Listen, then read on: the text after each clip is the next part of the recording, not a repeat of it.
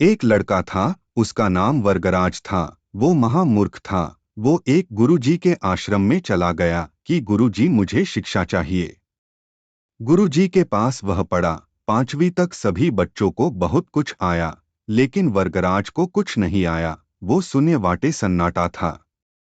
गुरुजी ने कहा, बेटा तुझे कुछ भी नहीं आता है, तू एक अज्ञानी और मूर्ख है, तू यहाँ से चला जा। वर्गराज गुरुकुल से निकलकर चला गया। वर्गराज बहुत दुखी था कि वह अपने परिजनों को क्या कहेगा। तभी रास्ते में एक कुआं दिखा। उस कुएं के मुडेर पर यानी ऊपर का पत्थर घिसा हुआ था। जहाँ रस्सी से रोज पानी निकालते थे, वहां का पत्थर घिसा हुआ था। उसने सोचा, ये इतना कठोर पत्थर कैसे घिसा, जिसे भी पत्थर से मार दे तो किसी का सर फूट जाए। उसने बहुत सोचा, यह पत्थर कैसे घिस गया। वहां से एक आदमी गुजर रहा था। वर्गराज ने कहा, बाबूजी यह पत्थर कैसे घिस गया है। आदमी ने कहा, अरे मूर्ख, तुझे नहीं पता, यह रस्सी से रोज पानी निकलने के लिए लगातार इस्तेमाल हो रहा है।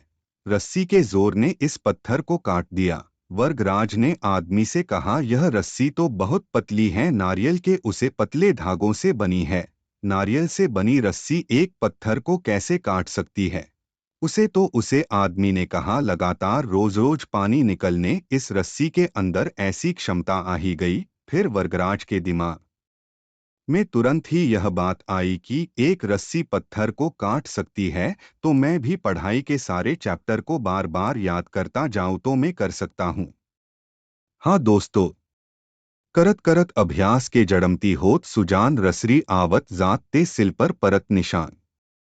वर्गराज उठा, फिर अपने आंसू पूछे और फिर अपने गुरु के पास पहुंच गया और बोला, गुरुजी मैं पढ़ता नहीं था, अभ्यास नहीं करता था, अब से पूरा मन लगाकर बार बार पढ़ूंगा। गुरुजी ने बोला, ठीक है, कभी कोई कभी भी बदल सकता है।